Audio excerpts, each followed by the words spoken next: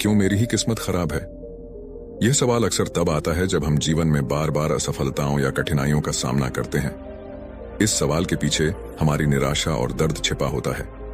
बहुत समय पहले हिमालय की तलहटी में बसे एक छोटे से गांव में अमर नाम का एक युवक रहता था। वह अपनी कठिनाइयों और असफलताओं से बेहद निराश हो चुका था। उसकी जिंदगी में हर प्रयास असफल साबित हो रहा था। खेती में नुकसान, व्यापार में घाटा, परिवार में तनाव, उसे हर दिशा से सिर्फ निराशा ही हाथ लग रही थी। चाहे वह कितना भी मेहनत करता, उसे ऐसा लगता कि उसकी किस्मत उसका साथ नहीं दे रही थी। अमर बचपन से ही एक जुझारू व्यक्ति था। उसने कभी हार नहीं मानी थी, लेकिन अब उसकी आशाएं कमजोर पड़ने लगी थीं। मां उसे सांत्वना देती रहती थी, लेकिन उसने धीरे धीरे अपनी समस्याओं को किस्मत की खराबी मान लिया था। हर असफलता के बाद वह यही सोचने लगा, मेरे साथ ही ऐसा क्यों होता है? मेरी किस्मत ही खराब है। गांव के लोग उसकी इस स्थिति को समझते थे, लेकिन कोई भी उसकी मदद नहीं कर सकता था। कुछ लोगों ने उसे सलाह दी कि वह किसी संत या महात्मा के पास जाकर समाधान ढूंढे। इसी बीच गांव में यह खबर फैली कि भगवान बुद्ध नजदीकी क्षेत्र में आए हुए हैं और प्रवचन दे रहे हैं। गांव के कई लोग उनकी शिक्षाओं को सुनने जा रहे थे। अमर के भीतर भी आशा की एक किरण जगी। उसे लगा कि अगर कोई उसकी समस्या का समाधान कर सकता है तो वह भगवान बुद्ध ही हो सकते हैं। वह बुद्ध के ज्ञान और शिक्षाओं के बारे में पहले से ही बहुत कुछ सुन चुका था और उसने तुरंत निर्णय लिया कि वह भी जाकर बुद्ध से मार्गदर्शन प्राप्त करेगा। बुद्ध के प्रवचन से एक दिन पहले अमर ने गांव के एक वृद्ध व्यक्ति से सलाह ली, जो पहले ही भगवान बुद्ध से मिल चुके थे। वृद्ध ने उसे बताया कि भगवान बुद्ध सिर्फ बाहर की समस्याओं का समाधान नहीं करते, बल्कि वे मनुष्य के भीतर की समस्याओं को भी ठीक करने में मदद करते हैं। यह सुनकर अमर के मन में एक अनोखी जिज्ञासा जगी और उसने वृद्ध व्यक्ति से विनती की कि वह उसे बुद्ध के पास ले चले। वृद्ध व्यक्ति ने उसकी बात मानी और अगले दिन सुबह वे दोनों भगवान बुद्ध के आश्रम की ओर चल दिए। आश्रम काफी दूर था और यात्रा भी कठिन थी। रास्ते में अमर के मन में बार बार यह सवाल उठता रहा कि क्या वाकई उसकी किस्मत इतनी खराब है कि उसे कोई भी चीज आसानी से नहीं मिलती। उसने वृद्ध से पूछा, आप पहले बुद्ध से मिल चुके हैं? क्या उन्होंने आपकी किस्मत बदल दी? वृद्ध ने मुस्कुराते हुए उत्तर दिया, बुद्ध किस्मत नहीं बदलते, वे हमारे विचारों और दृष्टिकोण को बदलते हैं। एक बार जब हम अपनी सोच को बदल लेते हैं तो हमारा जीवन अपने आप बदलने लगता है। अमर को यह उत्तर थोड़ा अजीब लगा। उसे लगा कि शायद उसका समाधान इतना सरल नहीं हो सकता, लेकिन फिर भी उसने अपना धैर्य बनाए रखा और यात्रा जारी रखी। अमर और वृद्ध व्यक्ति ने घने जंगलों, ऊंची पहाड़ियों और उफनती नदियों को पार किया। यह यात्रा आसान नहीं थी। यात्रा के दौरान अमर को कई बार संदेह हुआ कि क्या वह सही दिशा में जा रहा है। एक दिन जब वे एक ऊंची पहाड़ी पर चढ़ रहे थे, अमर का पैर फिसल गया और वह गहरी खाई में गिरने से बाल बाल बचा। उसका शरीर थकान से चूर चूर हो चुका था। उसके मन में यह ख्याल बार बार आता कि यह यात्रा उसकी किस्मत की तरह ही कठिन और दर्दनाक है। वृद्ध ने उसे फिर से धैर्य रखने की सलाह दी। अमर, भगवान बुद्ध के पास पहुंचने के लिए यह कठिनाइयां सहनी जरूरी हैं। अगर तुमने यह यात्रा पूरी कर ली तो तुम्हें अपनी किस्मत का असली अर्थ समझ आ जाएगा। अमर ने वृद्ध की बात मानी और आगे बढ़ता रहा, लेकिन उसकी निराशा और बेचैनी अब भी कायम थी। उसे लग रहा था कि हर कदम के साथ उसकी थकान और चिंता बढ़ती जा रही है। कई दिनों की यात्रा के बाद आखिरकार अमर और वृद्ध व्यक्ति भगवान बुद्ध के आश्रम पहुंचे। आश्रम का वातावरण शांत और दिव्य था। वहां सैकड़ों लोग बुद्ध के प्रवचन सुनने के लिए आए हुए थे। बुद्ध का चेहरा अत्यंत शांत और करुणामय था। उनकी उपस्थिति में एक अजीब सी शांति थी जो हर किसी के दिल को छू रही थी। अमर ने जब बुद्ध को देखा तो उसकी सारी थकान और निराशा जैसे एक पल के लिए गायब हो गई। वह बुद्ध के चरणों में गिर पड़ा और रोते हुए बोला, भगवान, मेरी किस्मत इतनी खराब क्यों है? मैं कितनी भी मेहनत करूं, मुझे कभी सफलता नहीं मिलती। मेरे जीवन में सिर्फ दुख ही दुख है। बुद्ध ने ध्यानपूर्वक उसकी बात सुनी और शांत स्वर में पूछा, तुम्हें अपनी किस्मत खराब क्यों लगती है अमर? अमर ने अपने जीवन की सारी परेशानियां बुद्ध के सामने रख दी। उसने बताया कि कैसे उसकी खेती में नुकसान होता है, व्यापार में घाटा होता है और व्यक्तिगत जीवन में भी उसे कोई संतोष नहीं मिलता। बुद्ध ने उसकी हर बात को ध्यान से सुना, लेकिन उन्होंने तुरंत कोई उत्तर नहीं दिया। बुद्ध ने कुछ देर तक मौन साधे रखा, फिर धीरे से बोले, अमर, तुम्हें लगता है कि तुम्हारी किस्मत खराब है, लेकिन क्या तुमने कभी सोचा है कि किस्मत का असली अर्थ क्या है? अमर ने अनिश्चित स्वर में उत्तर दिया, भगवान, मेरी किस्मत वह है जो मुझे असफलताओं और दुखों में धकेलती है। चाहे मैं कितनी भी मेहनत कर लूं, मेरी किस्मत मुझे हमेशा निराश करती है। बुद्ध ने मुस्कुराते हुए कहा, अमर, किस्मत सिर्फ वह नहीं है जो तुम्हें बाहर से दिखाई देती है। किस्मत तुम्हारे कर्मों और विचारों का परिणाम होती है। जब तुम अपने कर्मों को सही दिशा में करते हो तो किस्मत भी तुम्हारे अनुकूल हो जाती है। अमर ने प्रश्न किया, लेकिन भगवान, मैं तो हमेशा अच्छे कर्म करने की कोशिश करता हूं, फिर भी मेरी किस्मत मेरा साथ क्यों नहीं देती? बुद्ध ने उत्तर दिया, अच्छे कर्म करने का मतलब सिर्फ बाहरी कर्म नहीं है, बल्कि तुम्हारे मन और विचार भी उसी दिशा में होने चाहिए। अगर तुम्हारे मन में निराशा और असंतोष है तो तुम्हारे अच्छे कर्म भी तुम्हें पूरी तरह से सफल नहीं बना सकते। तुमने अपने भीतर की शांति खो दी है और इसी कारण तुम्हें अपनी किस्मत खराब लगने लगी है। बुद्ध ने अमर को समझाते हुए एक पुरानी कहानी सुनाई। बहुत समय पहले एक राजा था जिसका नाम सम्राट सूर्यदेव था। वह राजा बहुत शक्तिशाली और धनी था, लेकिन उसे हमेशा लगता था कि उसकी किस्मत खराब है। उसने जितनी भी समृद्धि और शक्ति अर्जित की, उसे कभी भी संतोष नहीं मिला।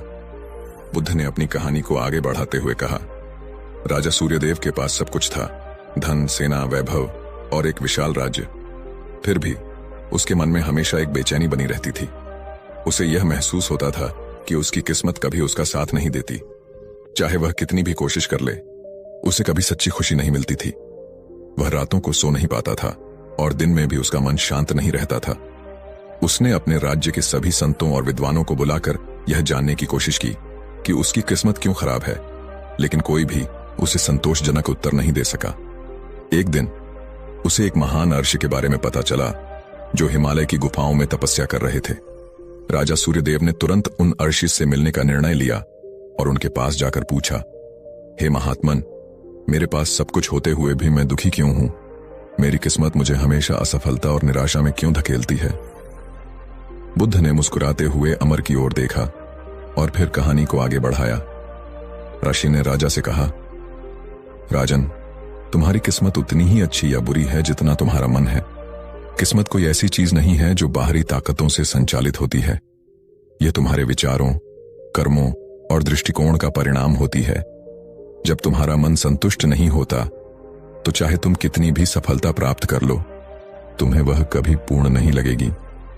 राजा सूर्यदेव ने कहा, महात्मन, मुझे अपने मन को कैसे शांत करना चाहिए? क्या मेरी किस्मत को बदलने का कोई उपाय है? ऋषि ने उत्तर दिया, किस्मत को बदलने का उपाय तुम्हारे अपने हाथों में है। जब तुम अपने कर्मों को सही दिशा में करोगे, अपने मन को शांत और संतुष्ट रखोगे, तब तुम्हारी किस्मत अपने आप बदल जाएगी। सुख और दुख दोनों ही हमारे मन की उपज होते हैं। जब हम अपने मन को संतुलित कर लेते हैं तो किस्मत भी अनुकूल हो जाती है। बुद्ध ने अमर से कहा। राजा सूर्यदेव ने ऋषि की बातों को ध्यान से सुना और अपने जीवन में बदलाव लाने का संकल्प लिया। उसने अपनी असंतोष की भावना को छोड़ दिया और अपने राज्य की सेवा में लग गया। धीरे धीरे उसकी किस्मत बदलने लगी और उसे सच्ची खुशी का अनुभव होने लगा। बुद्ध की कहानी सुनने के बाद अमर के मन में एक गहरा आत्मचिंतन शुरू हुआ। उसे यह एहसास होने लगा कि उसकी किस्मत खराब नहीं है, बल्कि उसकी निराशा और असंतोष ने उसकी स्थिति को और अधिक दुखद बना दिया है। उसने अपने भीतर झांक कर देखा कि उसने हर असफलता को अपनी किस्मत का दोष दिया, लेकिन उसने कभी अपने मन की स्थिति और अपने विचारों पर ध्यान नहीं दिया। अमर ने बुद्ध से पूछा, भगवान, तो क्या मैं अपनी किस्मत बदल सकता हूं?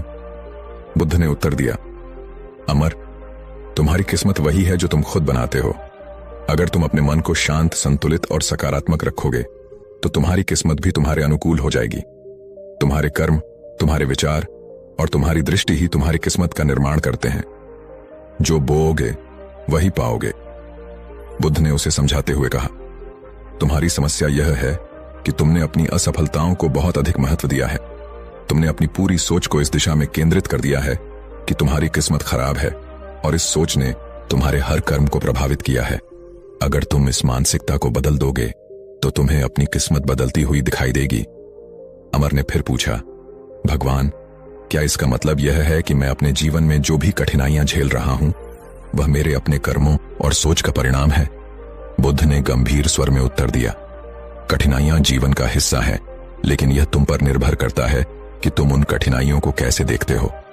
अगर तुम उन्हें अपनी किस्मत का दोष मानते हो तो वे तुम्हें हमेशा पीड़ा देंगी, लेकिन अगर तुम उन्हें जीवन के सबक के रूप में स्वीकार करते हो और उनसे सीखते हो तो वे तुम्हें मजबूत बनाएंगी और तुम्हारी किस्मत बदलने का मार्ग दिखाएंगी।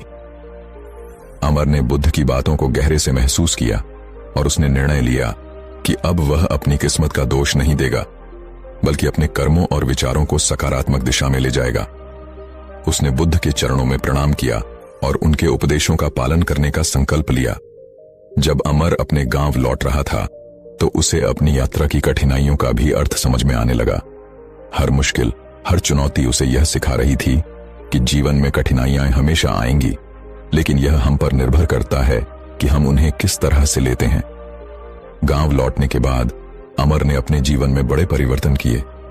उसने सबसे पहले अपनी खेती में नए तरीके अपनाए और अपने काम को पूरी लगन और धैर्य से किया।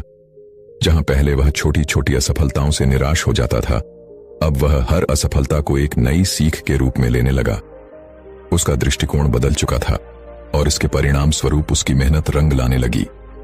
गांव के लोग उसकी इस नई सोच और काम के तरीके को देखकर हैरान थे।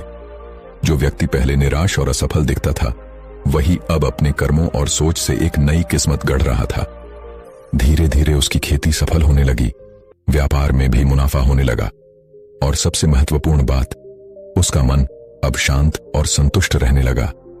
एक दिन गांव के कुछ लोग अमर के पास आए और उससे पूछा, तुम्हारी किस्मत कैसे बदल गई? अमर, कुछ समय पहले तक तुम कहते थे कि तुम्हारी किस्मत खराब है, लेकिन अब हम देख रहे हैं कि तुम्हारी जिंदगी पूरी तरह से बदल गई है। अमर ने हंसते हुए उत्तर दिया, भगवान बुद्ध ने मुझे सिखाया कि किस्मत कुछ भी नहीं, बल्कि हमारे कर्मों और विचारों का परिणाम होती है। जब मैंने अपने मन और कर्मों को सही दिशा में मोड़ा तो मेरी किस्मत भी बदलने लगी। किस्मत वही होती है जो हम अपने विचारों और कर्मों से बनाते हैं। गांव के लोग अमर की बातों को सुनकर प्रेरित हुए और धीरे धीरे पूरे गांव में सकारात्मकता फैलने लगी। हर कोई अपनी किस्मत को बदलने के लिए अपने कर्मों पर ध्यान देने लगा। अमर की इस नई सोच ने उसकी पूरी जिंदगी बदल दी। उसने गांव में एक विद्यालय खोला जहां वह बच्चों और युवाओं को भगवान बुद्ध की शिक्षाएं देता था। वह उन्हें सिखाता था कि किस्मत कोई स्थिर चीज नहीं होती, बल्कि यह हमारे अपने हाथों में होती है। सही सोच, सही कर्म और सही दृष्टिकोण से हम अपनी किस्मत को अनुकूल बना सकते हैं। भगवान बुद्ध का यह उपदेश आज भी हम सबके लिए उतना ही महत्वपूर्ण है। जीवन में कठिनाइयां आना स्वाभाविक है, लेकिन हमें यह समझना चाहिए कि हमारी किस्मत का निर्माण हमारे अपने कर्मों और विचारों से होता है। अगर हम अपने मन को सही दिशा में रखते हैं तो कोई भी कठिनाई हमारी किस्मत को खराब नहीं कर सकती। अमर की यह कहानी हमें यह सिखाती है कि किस्मत का दोष देने से बेहतर है कि हम अपने कर्मों और सोच को सुधारें, क्योंकि असली किस्मत हमारे अपने हाथों में है, जो हम अपने कर्मों से बनाते हैं।